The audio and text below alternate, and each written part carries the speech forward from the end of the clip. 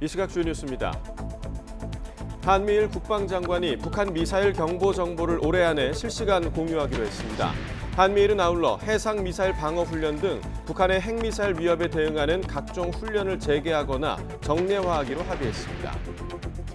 군 당국이 벌여온 서해에 추락한 북한 정찰위성 진해 인양 작업이 오늘 재개됩니다. 인양 작업이 정상적으로 진행될 경우 발사체 동체가 오늘 수면 위로 올라올 가능성도 있습니다. 감사원이 전현희 국민권익위원장의 위법 의혹에 만장일치 불문 결정을 했다는 주장은 사실이 아니라고 밝혔습니다. 전현희 위원장은 즉각 감사원이 의결 내용을 왜곡하고 있다며 반발했습니다. 민주당 전당대회 돈봉투 의혹을 수사하는 검찰이 당시 송영길 전 대표의 경쟁 캠프에서도 금품 살포가 있었을 가능성을 내비쳤습니다. 민주당을 탈당한 송영길 전 대표는 또다시 자신에 대한 검찰 소환 조사를 촉구했습니다. 서울 도심 곳곳에서 건설노조와 시민단체가 주최하는 집회가 잇따라 열렸습니다. 경찰은 만일의 사태에 대비해 기동대 등을 배치했지만 큰 충돌 없이 마무리됐습니다. 국민의힘이 오늘 예정에 없던 긴급 최고위원회의를 열고 자녀 특혜 채용 의혹이 불거진 중앙선거관리위원회 감사원 감사 거부 방침에 대해 논의하기로 했습니다. 최고위원들이 이번 사안에 대해 국정조사 추진 필요성을 거듭 강조할 것으로 보입니다. 임기를 2달 앞두고 면직된 한상혁 전 방송통신위원장이 면직 취소 소송을 제기한 가운데 이번 주 새 방통위원장 지명이 이루어질 것으로 보입니다. 새 위원장으로 이명박 정부 시절 홍보수석을 지낸 이동관 대외협력특보가 사실상 내정된 것으로 전해졌습니다. 대규모 인명피해가 발생한 인도열차 탈선의 원인은 철로 진입 관련 신호 오류에서 비롯된 것으로 예비조사 결과 드러났습니다. 시청자 여러분 안녕하십니까? 6월 4일 굿모닝 YTN 1부 시작합니다. 한미일 국방장관이 싱가포르에서 만나 북한 탄도미사일 실시간 경보 정보 공유를 위한 새로운 체계를 올해 안에 출범하기로 했습니다. 해상 미사일 방어 훈련 등 북한의 핵 미사일 위협에 대응하는 각종 훈련을 재개하거나 정례화하기로 합의해 3국 공조 분위기를 더욱 공고히 했습니다. 싱가포르에서 임성재 기자가 전해드립니다. 싱가포르에서 열린 아시아 안보회의 샹그릴라 대화에서 한미일 국방장관이 만났습니다. 3국 장관이 회담을 갖는 건 지난해 샹그릴라 대화 이후 1년 만입니다. 한미일 국방장관은 50여 분 동안 회담을 진행하고 올해 안에 북한 탄도미사일 경보 정보를 실시간으로 공유하기로 했습니다. 북한 탄도미사일의 예상 발사 지점과 날아가는 궤적, 탄착 지점을 세 나라가 긴밀히 공유해 탐지 추적의 정확성을 높이는 게 핵심입니다. 이를 위한 법적 틀로는 기존의 미국을 매개로 한 정보공유약정 T사가 활용될 전망인데 3국 장관은 기술적인 사안 등 실무 협의를 빠르게 진행해 나가기로 했습니다. 현재 한미 간 그리고 미일 간에 각각 운영 중에 있는 정보공유 체계를 서로 연동시켜서 올해 내에 가동토록 하기로 했습니다. 군 관계자는 미 인도태평양 사령부 산하 하와이 연동통제소가 그 중심에 설 가능성이 있다고 설명했습니다. 북한의 핵미사일 위협에 대응하는 3자 훈련도 더욱 공고화하기로 했습니다. 2018년 이후 중단됐던 3국 해양차단 훈련과 대해적 훈련을 신속히 재개하고 대잠전 훈련과 해상미사일 방어 훈련도 정례화하기로 아예 못 박았습니다. 재해재난 대응과 인도적 지원을 위한 협력 확대 분야도 추가로 찾아 나서기로 했습니다. 아시아와 태평양, 유럽 지역 안보사령탑이 총출동하는 회의에서 공조 분위기를 더욱 공고화한 한미일. 최근 북한의 군사정찰 위성 발사에 대해선 유엔 안보리 결의에 대한 심각한 위반 행위라며 강하게 규탄했습니다. YTN 임성재입니다. 샹그릴라 대화 마지막 날 한일 국방장관이 4년 만에 만납니다. 이종섭 국방부 장관은 오늘 샹그릴라 대화에서 하마다 야스카즈 일본 방위상과 양자 회담을 갖습니다. 양국 국방장관 만남은 2019년 이후 4년 만으로 교류 확대에 걸림돌이 됐던 2018년 일본 초계기 위협 비행 사건이 주요 의제에 오를 것으로 보입니다. 우리 군은 일본 초계기에 대한 레이더 조사는 없었고 오히려 위협 비행을 당했다는 입장인데 일본은 이에 대해 반박하고 있습니다. 북한이 정찰위성을 탑재했다고 주장하는 우주발사체 발사에는 실패했지만 두 번째 발사를 예고하며 긴장을 끌어올리고 있습니다. 우리 정부는 유엔 등을 통한 국제사회의 압박을 추진하면서 대북 심리전을 포함한 다양한 독자적인 대응 방안을 검토하고 있습니다. 신현준 기자의 보도입니다. 북한이 군사정찰 위성 발사에는 실패했지만 우리 정부는 이를 한반도와 국제사회의 평화와 안전을 위협하는 심각한 도발로 규정했습니다. 탄도미사일 기술을 활용한 어떠한 발사도 하면 안 된다는 유엔 안보리 결의안 1718호를 위반했기 때문입니다. 북한이 국제사회의 총의를 담은 안보리 결의를 부정하는 것은 어떠한 이유로도 결코 정당화될 수 없습니다. 정부는 국제사회의 추가 제재나 결의 추진과 함께 다양한 독자적인 대응도 검토하고 있습니다. 특히 북한의 아킬레스건인 대북 심리전 카드를 꺼내들지 관심입니다.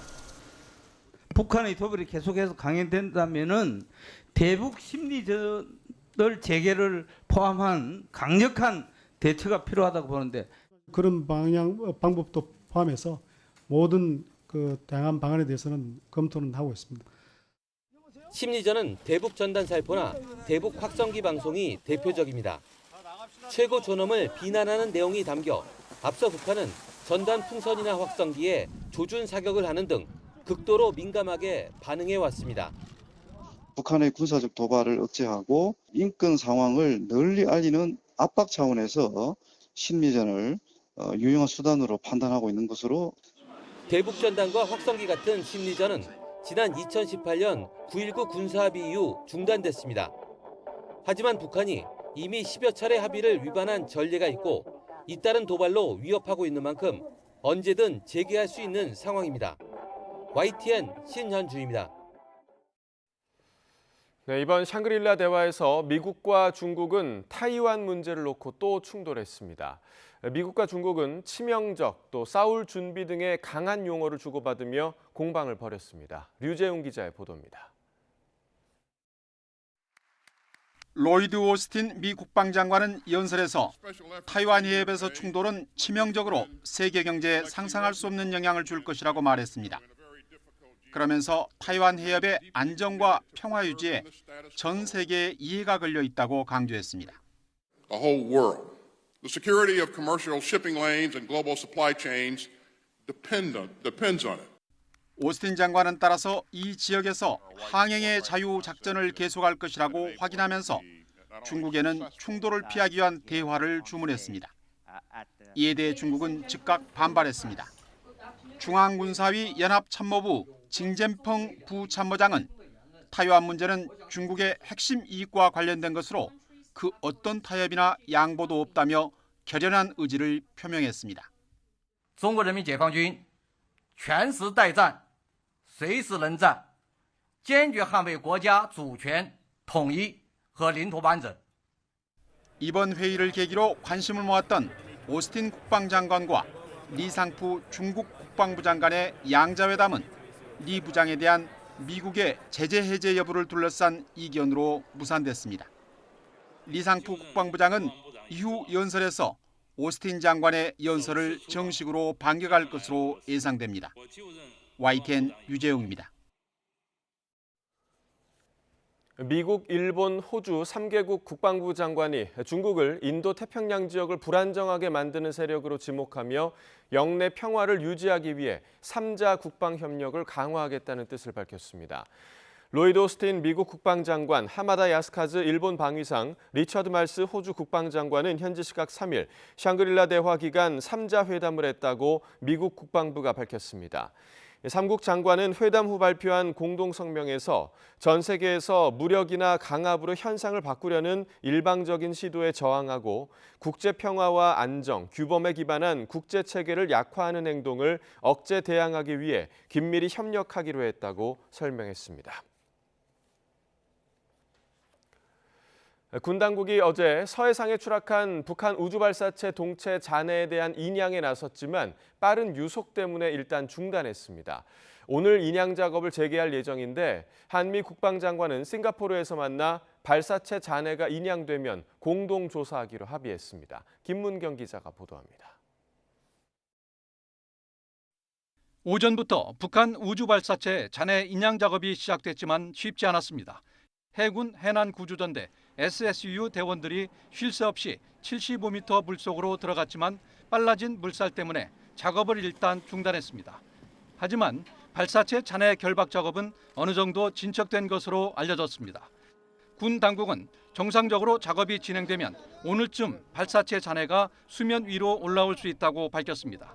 15m 길이의 동체 잔해를 인양하기 위해 청해진함과 광양함, 통영함 등 함정 여러 척도 현장을 지켰습니다.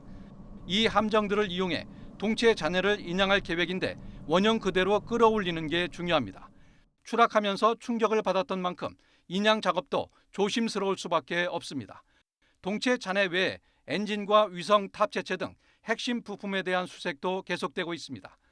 이종섭 국방부 장관은 싱가포르에서 열린 제20차 아시아 안보회의에서 로이드 오스틴 미 국방장관을 만나 발사체를 인양하면 한미가 공동으로 조사하기로 합의했습니다. YTN 김문경입니다.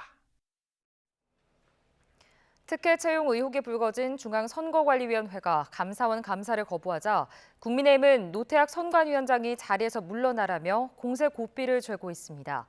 민주당은 지도부가 부산에서 열린 후쿠시마 오염수 방류 규탄 대회에 참가하며 대규모 장외 여론전에 나섰습니다. 김경수 기자입니다.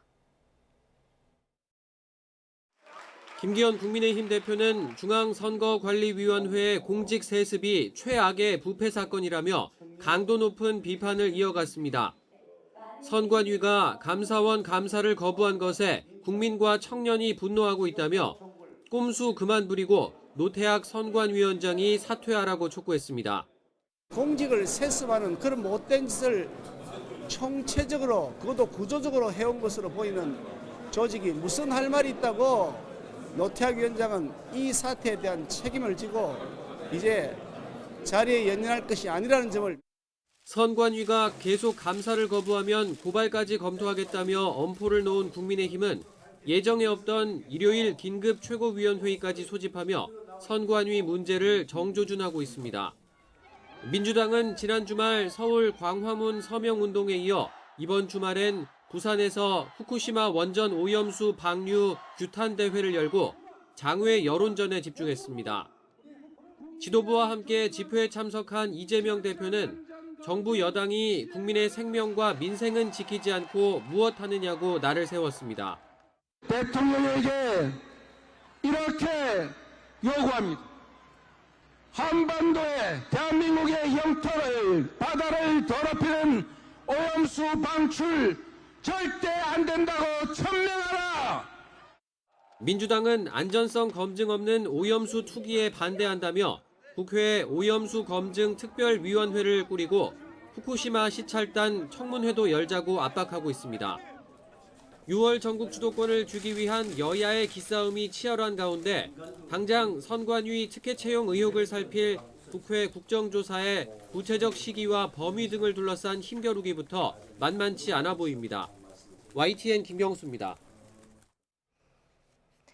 더불어민주당 원외 인사들이 중심이 된 더민주 전국혁신회의가 오늘 공식 출범합니다. 김우영 민주당 강원도당 위원장이 상임 운영위원장을 맡고 지역위원장과 당직자, 문재인 정부 청와대 출신 인사 등이 참여하는 더혁신회의는 오늘 서울 여의도 민주당 중앙당사에서 출범식을 갖습니다. 이들은 당내 기득권 혁파와 당내 민주주의 확립을 위한 과제로 대의원제 폐지, 내년 총선 규정과 관련한 특별당규 재개정 등을 주장하고 있습니다. 감사원이 전현희 국민권익위원장 감사 결과 감사위원 만장일치로 불문 결정이 났다는 건 전혀 사실이 아니라고 반박했습니다. 전 위원장은 감사원이 사실을 왜곡하고 물타기를 하고 있다며 강력하게 법적 책임을 물을 거라고 되받아쳤습니다. 이승배 기자입니다. 전현희 국민권익위원장에 대한 감사원 감사 결과 주요 의혹이 불문 결정이 났다는 언론 보도가 나온 다음 날 감사원이 출입기자단에 단체 공지 문자를 보냈습니다. 감사위원 6명이 만장일치로 불문 결정을 했다는 일부 주장은 전혀 사실이 아니라고 반박했습니다. 불문은 법리상 문제 삼기 어려워 책임을 묻지 않는다는 뜻이며 최종 감사 보고서에서도 빠집니다. 감사원은 감사위원회가 제보 내용을 안건별로 심의했으며 전 위원장과 권익위의 위법부당한 행위에 대해 기관주의 형태로 조치할 거라고 밝혔습니다. 또 위원장과 관련된 확인 사실 가운데 일부는 위원장이 정무직이고 이미 수사 요청된 점 등을 고려해 조치는 하지 않지만 감사 보고서에는 관련 내용이 담길 거라고 강조했습니다. 천 위원장은 즉각 재반박했습니다.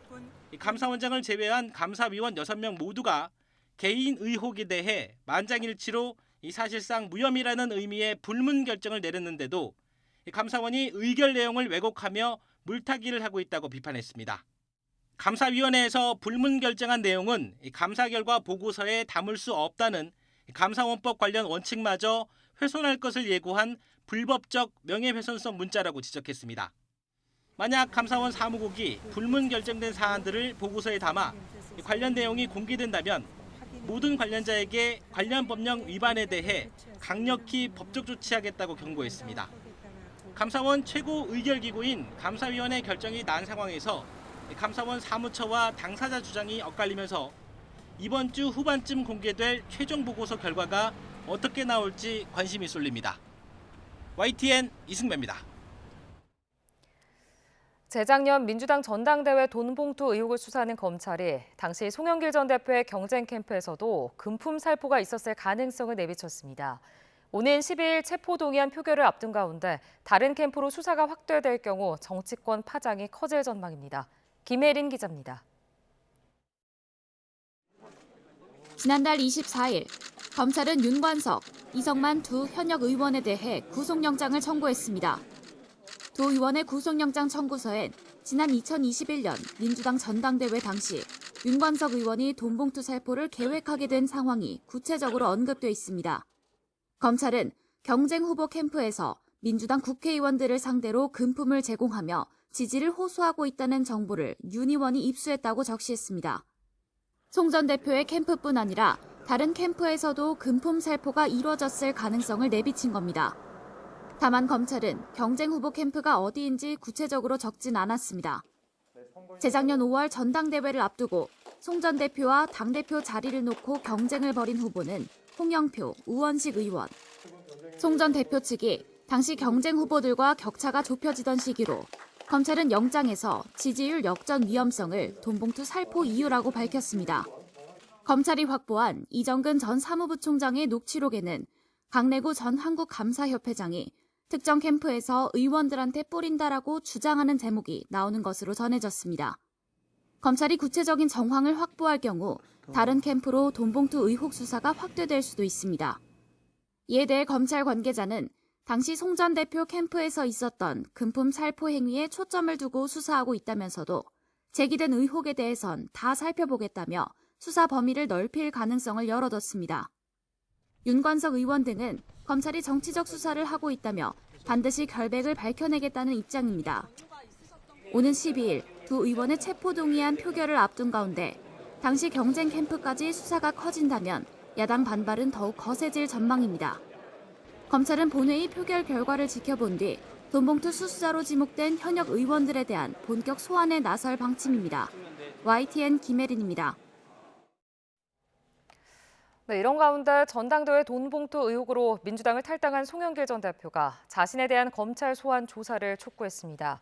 송 전 대표는 SNS에 파리에서 귀국한 지 한 달 반이 되어가는데 검찰은 소환도 하지 않는다고 적었습니다. 지난 4월 프랑스 파리에서 귀국한 송 전 대표는 지난달 2일 조사를 자청하며 검찰에 자진 출석했지만 검찰은 조사 일정이 잡히지 않았다며 돌려보냈습니다. 임기를 2달 남기고 면직된 한상혁 전 방송통신위원장이 면직 취소 소송을 제기한 가운데 새 방통위원장 지명은 이번 주에 이뤄질 걸로 보입니다. 이명박 정부 때 홍보수석을 지낸 이동관 대외협력특보가 사실상 내정된 것으로 전해지는데요. 인사청문회를 2차례 거칠 가능성이 있습니다. 박소정 기자입니다. 지난달 30일 윤석열 대통령은 TV조선 재승인 심사 과정에 관여한 혐의로 재판에 넘겨진 한상혁 전 방송통신위원장을 면직했습니다. 한 전 위원장이 이에 불복해 소송을 제기한 가운데 윤 대통령은 다음 절차를 밟습니다. 한 전 위원장 자녀 임기는 7월 31일까지, 당분간 권한 대행 체제로 갈 것이라는 예상과 달리 후임 방통위원장을 바로 이번 주에 지명할 것으로 전해졌습니다. 이명박 정부 때 홍보수석을 지낸 이동관 대외협력특보가 사실상 내정됐습니다. 이 특보를 단수 후보로 검증을 마쳤고 국회 인사청문회를 대비해 이미 사전 준비에 들어갔다고 복수의 여권 관계자들은 전했습니다. 청문회를 마치고 임명되면 우선 한 전 위원장의 잔여 임기 동안 업무를 수행하고 새로운 임기가 시작될 때는 규정상 다시 청문회를 거쳐야 합니다. 대통령실 관계자는 YTN에 두 차례 청문회가 어려운 일은 아니라며 첫 청문회를 넘기고 나면 두 번째는 형식적이라 무리 없이 통과될 것으로 본다고 말했습니다.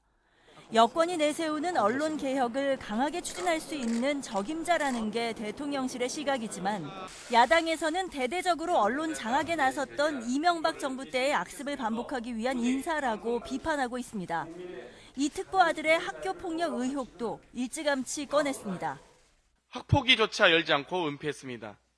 사건 발생은 2011년이지만 이명박 정권이 끝나고 4년 후 2015년에야 서울시의회 조사특위를 통해 밝혀졌습니다. 이에 대해 이 특보 측은 이미 당시 피해 학생 측과 합의가 끝난 사안이며 심각하지 않은 만큼 충분히 돌파 가능하다고 보는 것으로 알려졌습니다.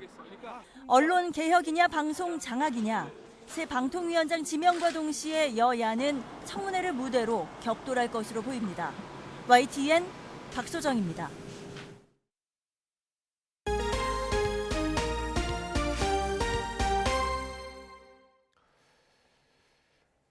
어제 낮부터 저녁까지 서울 도심 곳곳에서 수천 명이 참가하는 집회가 잇따라 열렸습니다.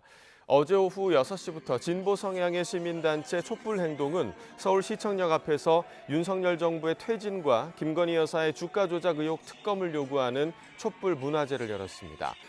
저녁 8시부터 시청역 앞에서 을지로 입구역 앞을 지나 숭례문까지 2km가량을 행진하면서 일대 교통이 통제돼 정체가 빚어졌습니다.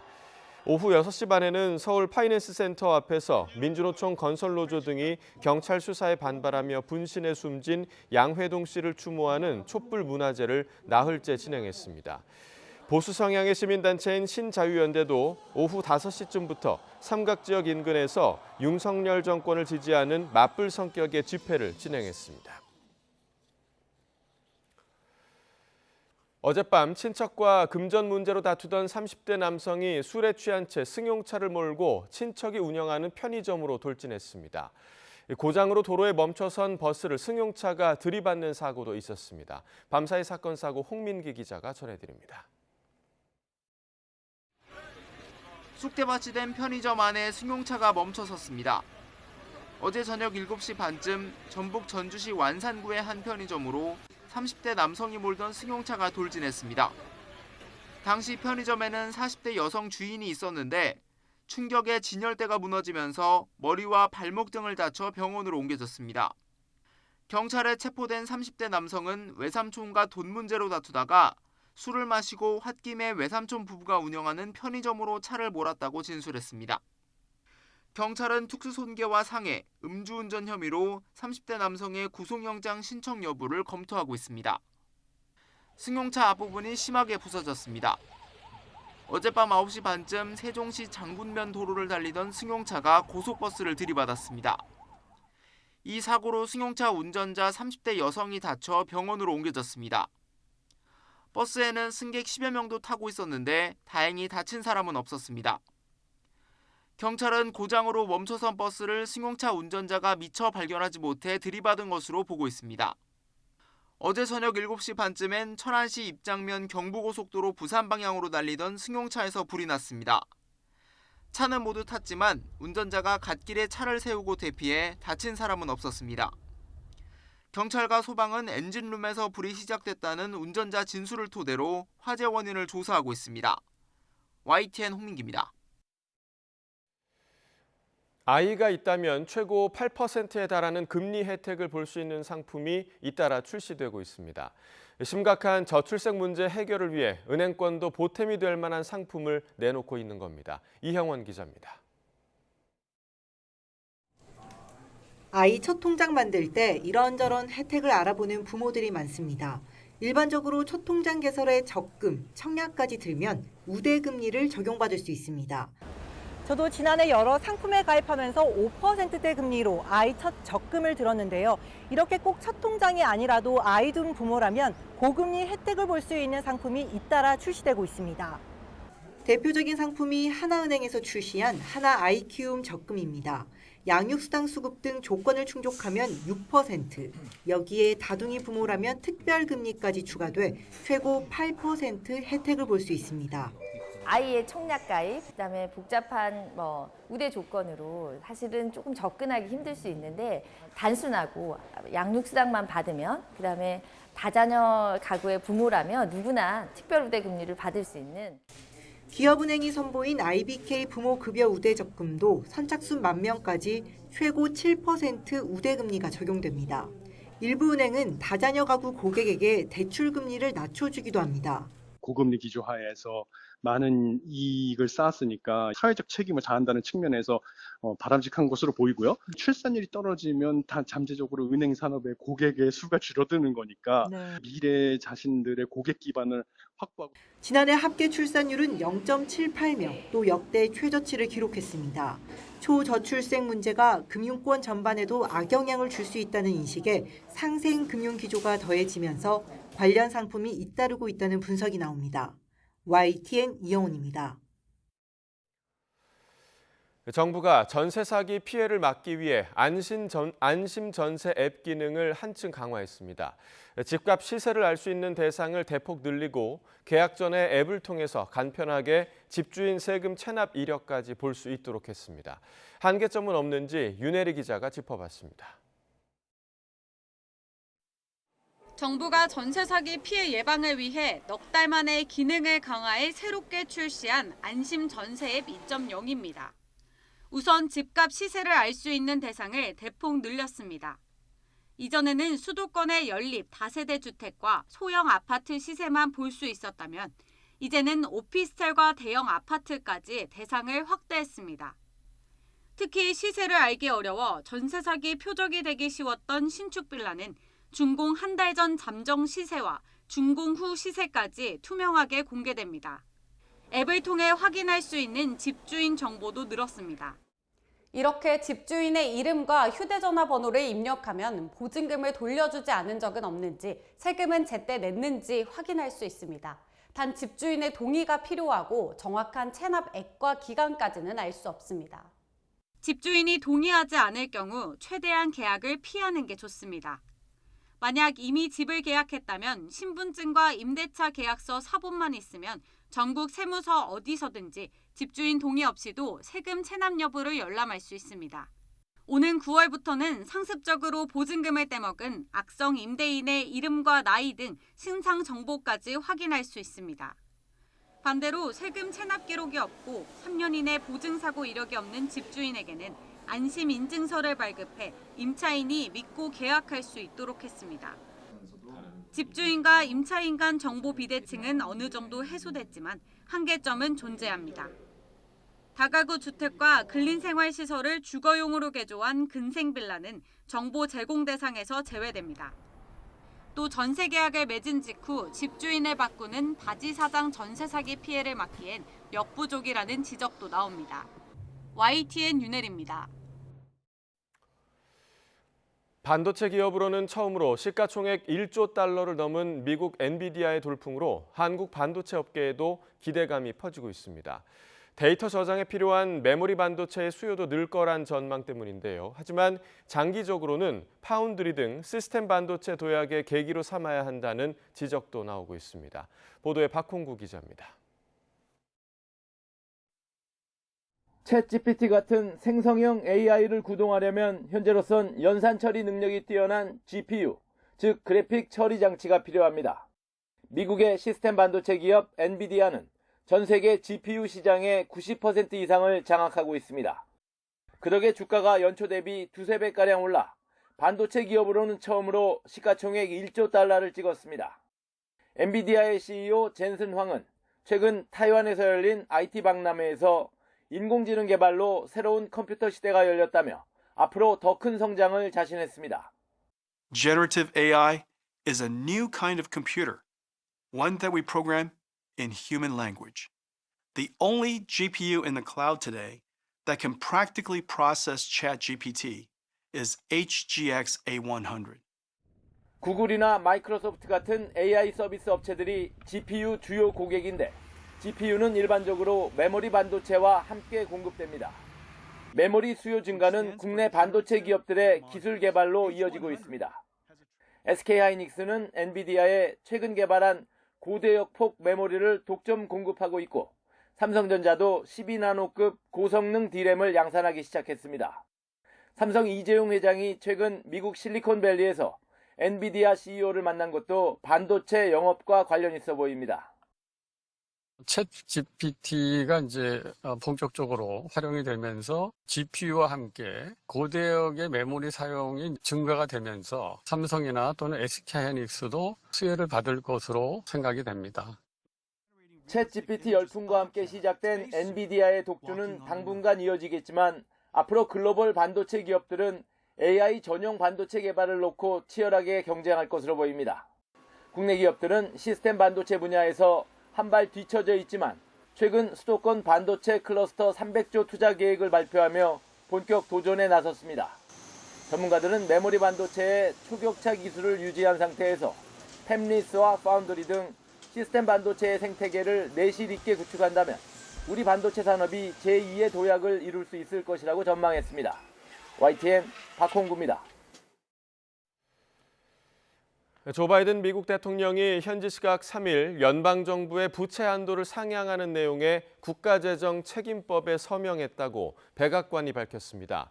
이번 합의안은 미 대선 이후인 2025년 1월까지 연방정부 부채 한도 적용을 유예하는 대신 올해 10월부터 시작되는 2024 회계연도에 비국방 분야 지출을 동결 수준으로 유지하고 국방 분야 지출은 3%가량 증액하는 내용을 담고 있습니다. 지난달 31일 하원에 이어 지난 1일 상원을 통과한 합의안은 바이든 대통령의 서명으로 최종적으로 효력을 얻게 됐습니다. 미 재무부가 국가 부도 사태인 디폴트를 맞을 수 있다고 경고한 6월 5일을 단 이틀 앞두고 서명하면서 앞으로 2년 동안은 디폴트 우려를 해소하게 됐습니다. 이송할 병원을 찾지 못해 환자가 숨지는 일이 반복되며 정부가 여러 대책을 내놨지만 의료계는 현실을 모르는 소리라며 반발하고 있습니다. 무엇보다 수술을 할 의사가 없어 병원 문턱을 못 넘는 일이 없도록 분산된 필수 의료 인력을 한 곳에 집중해야 한다는 지적입니다. 황보혜경 기자가 보도합니다. 지난달 30일 경기도 용인에서 후진하던 차량에 치인 70대 남성. 구급대가 도착했을 때는 의식이 있었지만 10군데 넘는 병원에서 수용을 거부당한 끝에 구급차에서 숨을 거두었습니다. 대구에서 응급 상황에 놓인 10대 여학생이 입원할 병원을 못 찾고 숨진 지 불과 2달여 만입니다. 지금은 중앙응급의료 상황실 한 곳이 전국에 있는 중증 응급 환자의 병원 간 전원을 지휘합니다.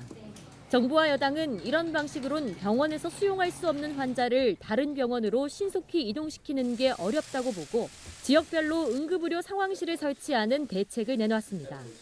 또 여기서 환자 이송을 지정받은 병원은 의무적으로 환자를 받게 하겠다고 덧붙였습니다. 그러나 의료계에선 과거 비슷한 기능을 하던 응급의료 정보센터를 119에 합쳐놓고 다시 분리하는 격이라며 새 체계가 정착하는 데만 몇 년이 걸릴 거라고 비판합니다. 환자 수용을 의무화하겠다는 발상도 반발을 사고 있습니다. 수술할 의사가 없는데도 무턱대고 환자를 맡았다간 오히려 환자를 위험에 빠뜨릴 수 있다는 겁니다. 여러 부위를 다친 응급 환자는 병원에 내과와 외과 전문의 등이 모두 있어야 수술할 수 있는 만큼 필수 의료 인력을 한 기관에 모으는 게 우선이란 지적입니다. 중증 외상 환자를 치료하려면 여러 분야의 전문의가 필요한 게 사실입니다. 그런데 지금은 의사 선생님들이 너무 분산돼 있어요. 그러니까 병원 수를 대폭 늘리는 것보다 병원 한 곳에 필수 의료 과목 의사들을 집중하는 게 훨씬 낫다고 생각합니다. 경증 환자가 응급실을 이용할 경우 병원비 전액을 본인이 부담하게 하는 등 응급실 과밀화를 제도적으로 막을 방안도 거론됩니다. 일본에서는 경증 환자들이 상급 응급의료기관에 가면 보험 적용이 안 돼서 정말로 위급한 환자들만 갑니다.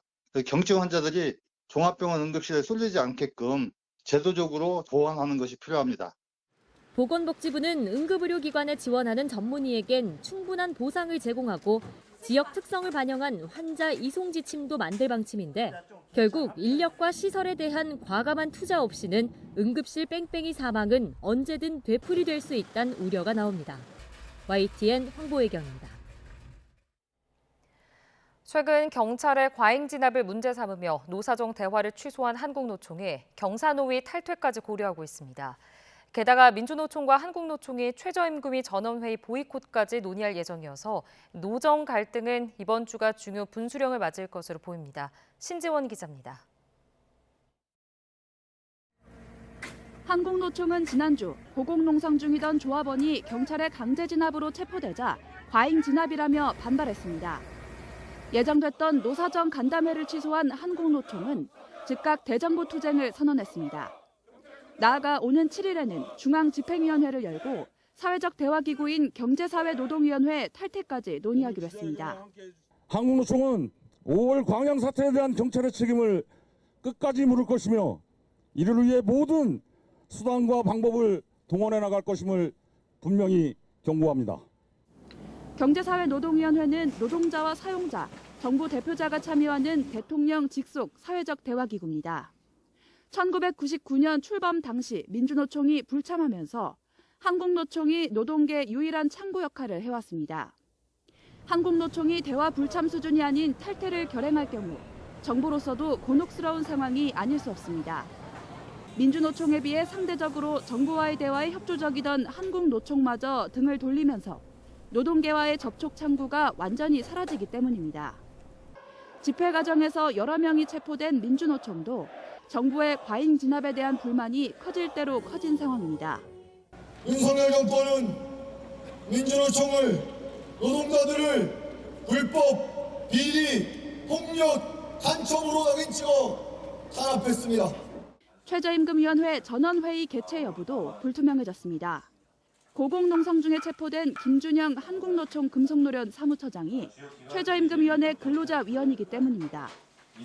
근로자위원 한 명이 빠진다고 회의를 못 여는 건 아니지만 양대 노총은 아예 회의를 보이콧할지 논의할 예정입니다. 최저임금위원회 3차 전원회의는 오는 8일로 예정돼 있어서 이번 주가 노정 갈등의 중대 분수령이 될 것으로 보입니다. YTN 신지원입니다. 네, 이달부터 비대면 진료가 시범 사업으로 전환되면서 처음 진료받는 초진 환자는 대상에서 빠지게 됐습니다. 환자 입장에선 이전보다 불편해진 게 사실이지만 진료의 안전성을 확보하는 측면에선 불가피하다는 게 의사들의 설명인데요. 결국 비대면 진료의 기술과 안전성을 더 높여서 대면 진료와 협력하는 관계로 개선해야 한다는 조언이 나옵니다. 김평정 기자입니다. 가정의학과 의원에서 대상포진으로 치료받았던 90살 할머니와 영상통화를 합니다. 얼마나 나았는지 경과를 보기 위해서인데 환부를 확인하기가 쉽지만은 않습니다. 한번 봅시다. 예, 아이고, 저 자식 보이게. 예. 아래쪽으로 좀만 내려주세요. 영상통화의 화질이 통신 상태에 따라 편차를 보이기도 합니다. 만약 처음 진료하는 경우라면 진단의 정확성을 해치는 원인이 될 수 있습니다. 맹장염이 의심되는데 화면으로 보고 이야기한다는 거는 좀 무리가 있죠. 그래서 저는 초진이나 병이 질환이 악화되는 과정에 있는 상태에서는 관여해서는 안 된다고 생각하고요. 이에 따라 시범사업 기간에 비대면 진료의 수준과 안전성을 높여야 한다는 지적이 나옵니다. 환자와 의사 간의 소통이 더 원활해지도록 제도적 기반을 마련해야 한다는 것입니다. 결국 무엇보다 중요한 건 더욱 선명하게 환자의 상태를 보고 판단할 수 있는 기술적 보완이 필수입니다. 또 비대면 진료에서 환자가 대면 진료를 받아야 한다는 판단이 나온다면 원활히 전환될 수 있게 하는 체계도 만들어야 한다는 조언입니다.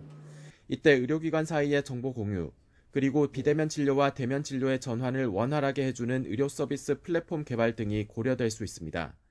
그 비대면 진료 서비스의 한계를 보완할 수 있는 대면 진료 서비스의 정착, 그런 것들도 굉장히 중요할 거고, 그에 따른 어떤 적응증이라든지 예를 들어서 어떨 때 대면 진료 서비스를 권한다든지 이런 것들에 대해서 우리가 좀 컨센서스가 있어야 될 것 같아요.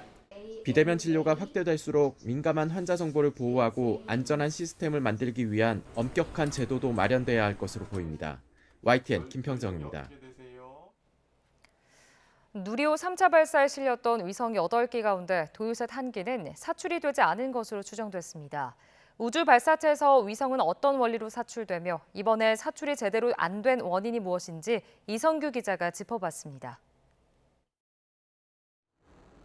지난 25일 8개의 실용위성을 탑재하고 우주로 향한 누리호. 위성 8개 가운데 천문연구원의 도요셋 3호는 누리호에서 사출되지 않은 것으로 추정됐습니다. 정부는 초기 데이터 분석 결과 사출관 문 개폐 신호와 3단의 가속도 측정값이 확인되지 않아 사출되지 않은 것으로 판단했습니다.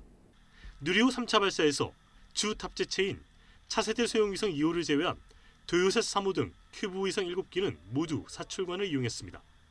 사출관은 내부 스프링을 이용해 큐브 위성과 같은 크기가 작은 위성을 분리할 때 사용됩니다.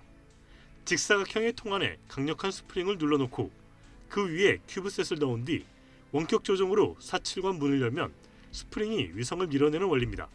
사출이 안 됐다는 얘기는 뚜껑이 알면렸거나 스프링이 밀지 못하거나 아니면 위성 자체의 어떤 그 크기가 발사관과 적합하지 않기 때문에 어디 걸렸거나. 위성을 어디로부터 사출하냐 것이나도 또 하나의 변수입니다. 지난해 6월 2차 발사에서도 큐브 위성 4기는 사출관을 통해 분리됐습니다. 당시엔 누리호가 아닌 성능 검증 위성에 사출관을 장착했습니다. 사실상 사출관을 발사체인 누리호에 장착해 큐브 위성 분리를 시도한 건 이번이 처음입니다. 따라서 큐브 위성을 처음으로 누리호 사출관에 장착해 분리를 시도했다는 점에서 시행착오를 겪었을 가능성도 제기되고 있습니다. YTN 사이언스 이성규입니다. 가야 고분군의 유네스코 세계유산 등재 추진을 계기로 준비한 연속 보도 시간입니다. 지난주에는 낙동강을 중심으로 세력을 키워갔던 합천과 창녕 지역의 고대 가야인들의 삶을 살펴봤는데요. 이번엔 해상교역의 중심이었던 경남 김해와 고성을 중심으로 금관 가야와 소가야를 들여다보겠습니다. 박종혁 기자입니다. 부산과 김해를 잇는 경전철이 지나가는 인근에 솟아있는 구름. 가야의 시초인 금관가야 왕들의 무덤입니다. 수로왕의 강림 신화인 구지가로 널리 알려진 금관가야의 본거지입니다. 길이 300m에 폭 100m가량의 구릉 지역엔 수백에서 천여 개까지 무덤이 형성되어 있는 것으로 추정됩니다. 축조한 무덤 곁으로 다시 구덩이를 파서 또 다른 왕이나 귀족의 무덤을 만들었습니다. 2000년 전에는 경전철 구간 바깥이 모두 바다였고 해상 교역이 중요했기 때문에 항구와 가까운 곳에 왕궁과 왕들의 무덤을 형성했습니다. 해안선이 상당히 안쪽으로 들어와 있었기 때문에 이만한 땅을 찾기가 어려웠습니다. 그 당시에 여기가 상당히 중요한 곳으로 인식되었기 때문에 신성한 공간으로 인식되었기 때문에 여기에 고분이 밀집되었다고 생각하고 있습니다. 서기를 전후로 성장한 금관가야는 해상 교역을 중심으로 세력을 키워나갔습니다. 김해 대송동 고분군에서는 덩이쇠가 수십 장씩 쌓인 채로 발굴되기도 했는데 철의 왕국 가야라는 말을 실감하게 합니다. 또 북방 유목민의 쇠솥, 로마 제국의 유리잔 파편, 일본의 청동 장신구도 출토됐습니다. 고대 가야인이 김해를 중심으로 활발한 국제교류를 통해 상업국가로 발전했음을 보여줍니다. 금관가야는 중국과 한반도, 일본 열도를 잇는 동북아시아 물류교류의 허브로서 당시 해상교역을 통해서 성장한 해상교역 국가였습니다. 금관가야 중심의 초기 가야연맹은 4세기 후반 이후 고구려의 침입으로 세력이 약해졌습니다. 가야인의 국제교류 중심지는 김해 금관가야에서 고성 소가야로 옮겨졌습니다. 고성군청 근처의 송악동 고분군은 후기 가야연맹의 국제교류 중심지인 소가야의 근거지입니다. 고성 송악동 고분군 이외에도 30여 개의 고분군이 분포하고 있습니다. 이곳 고성 송악동 고분군은 당시 소가야의 지배자 집단이 자리 잡고 있음을 알려주는. 고성만은 남해안의 중앙에 위치하고 있어 백제에서 일본으로 향하는 배들이 정박했던 곳으로 추정됩니다. 송악동 고분군에서 백제와 신라 그리고 당시 외인 일본에서 수입된 많은 유물이 출토됐습니다. 유물에서도 다양한 국제교류가 있었음을 알 수 있지만 주목할 만한 것은 무덤을 만드는 방식입니다. 송악동 고분의 특징은 평지에 높은 단을 쌓은 뒤 그 위에 무덤을 만들었습니다. 대부분의 가야 고분은 구릉을 이용했는데 고성 지역의 고분은 구름을 쌓아서 석실을 만들고 유해를 안장했습니다. 이런 방식은 백제나 일본 열도에서 유행하던 고분 축조 기술입니다.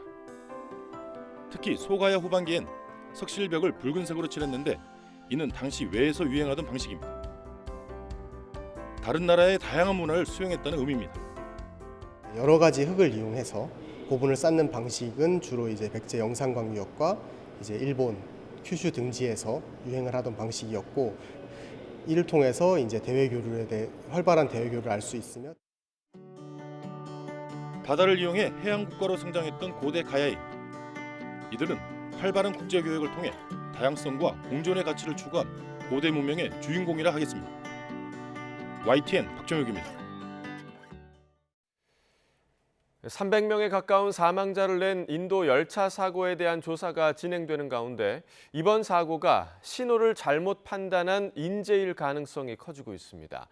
세계 각국에서는 충격에 빠진 인도인들과 슬픔을 함께하겠다며 애도의 물결이 일고 있습니다. 조용성 기자가 보도합니다. 추돌한 여객열차 일부가 화물열차 위에 올라탔고 선로를 탈선한 일부 객차는 종잇장처럼 구겨졌습니다. 인도 당국은 예비조사 결과 시속 130km로 달리던 여객열차가 멈춰있던 화물열차에 부딪히면서 1차 사고가 났고 곧이어 모든 차선이 탈선하며 인근 선로에 걸쳐 쓰러지자 달려오던 또 다른 여객열차가 2차 추돌한 것으로 보고 있습니다. 전문가들은 신호 판단을 제대로 못하면서 여객열차가 화물열차 선로로 잘못 진입한 것으로 판단하고 있습니다. और जो भी दोषी पाया जाएगा उसको सख्त से सख्त सजा हो उसे बख्शा नहीं जाएगा. 추돌한 두 여객열차에 탄 수천 명의 승객 가운데 숨지거나 다친 사람은 최소 1,100여 명. 프란치스코 교황은 사고에 대한 깊은 슬픔을 표했고 미국 국무부도 인도 국민과 슬픈 마음을 함께한다고 밝히는 등 세계 각국은 한마음으로 공감과 위로의 뜻을 전했습니다. 向遇难者家属和受伤人员致以诚挚的慰问，希望伤者早日康复。 인도 당국은 기술 결함 등 정확한 사고 원인을 조사하기 위해 고위급 조사위원회를 꾸렸고 모디 인도 총리는 사고 현장과 병원을 방문하며 적극적으로 민심 수습에 나섰습니다. YTN 조용성입니다. 환경 문제가 심각해지며 플라스틱 쓰레기는 인류를 위협하는 존재가 됐습니다. 그런데 프랑스의 한 예술가가 플라스틱 쓰레기로 아름다운 꽃을 만들어 눈길을 끌고 있습니다. 김선희 기자가 보도합니다. 형형색색 화려한 꽃들로 가득 찬 작업실. 금방이라도 향기를 내뿜을 듯 아름답습니다. 프랑스 예술가 윌리엄 아모르시가 가장 행복한 순간은 이런 꽃을 들여다볼 때입니다. 하지만 이 꽃을 만들기 위해서는 거리에서 페트병이나 비닐봉지를 주워와야 합니다. Cette bouteille en plastique peut rentrer dans mon processus de création et devenir un élément d'une pièce d'art. 플라스틱을 녹여 하늘하늘한 꽃잎을 만들기까지 5단계의 복잡한 과정을 거쳐야 합니다. 그러나 2015년부터 지금까지 수백 종의 꽃을 만들며 플라스틱 폐기물의 또 다른 가능성을 보여줬습니다. 최근에는 길거리에 널린 담배꽁초를 가져와 꽃잎의 수술로 활용하기 시작했습니다. 재활용의 범위가 넓어질수록 아모르시의 꽃은 더 섬세하고 아름다워졌습니다. Qui est plutôt bien technique et chaque pli est fixé un par un au final. Donc, par exemple, pour réaliser une pétale et je dirais moi avec de l'expertise déjà je mets facilement une demi-heure pour réaliser une pétale. 해마다 전 세계 바다에 버려지는 플라스틱 쓰레기는 약 800만 톤. 아모르시는 자신의 노력이 플라스틱 폐기물을 줄이는데 조금이라도 보탬이 되길 소망하고 있습니다. YTN 김선입니다. 선두 SSG와 올 시즌 가장 핫한 팀 3위 롯데가 나란히 끝내기 안타로 승리를 거두면서 홈팬들을 열광시켰습니다. 특히 SSG는 전날에 이어 이틀 연속 짜릿한 끝내기 승리였습니다. 프로야구 소식 김상혁 기자입니다. 올 시즌 네 번째 만원 관중으로 후끈 달아오른 사직구장.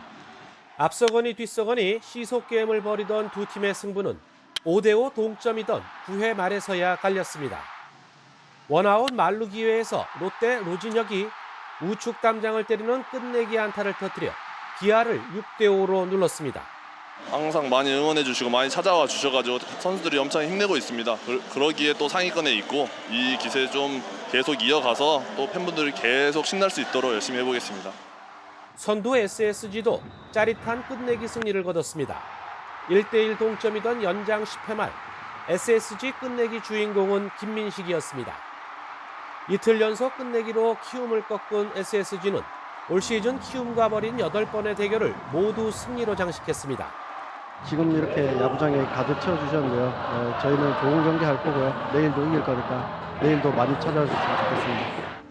삼성은 2대2 동점이던 8회 대거 넉 점을 뽑으면서 한화의 역전승을 거뒀고 KT는 두산을 13대3으로 크게 눌렀습니다. NC는 LG 선발 임찬규를 상대로 대량 득점에 성공해 7대3으로 승리했습니다. 주말 대전과 사직구장에 만원 관중이 들어차는 등 5개 구장에 8만 5천 명이 넘는 팬들이 입장해 WBC 음주 파문 악재에도 국내 야구 열기는 식을 줄을 몰랐습니다. YTN 김사익입니다.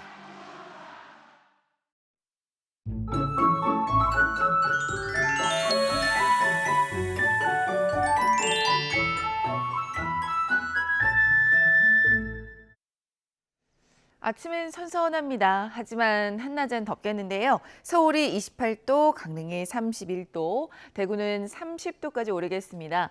오늘도 자외선이 강합니다. 대부분 지방의 자외선 지수가 매우 높은 수준까지 오릅니다. 강한 자외선에 유의해 주시길 바랍니다. 오늘 전국이 맑겠고요. 경기 북부와 강원 북부 그리고 산간에는 오후에 소나기가 지날 것으로 보입니다. 현재 기온은 서울이 17.2도, 대구가 18.1도, 부산은 19.9도고요. 낮 기온은 서울이 28도, 강릉 31도, 청주 29도, 대구는 30도까지 오를 것으로 보입니다. 날씨였습니다. 굿모닝 YTN 1부 마칩니다. 잠시 후 5시 50분 2부에서 뵙겠습니다.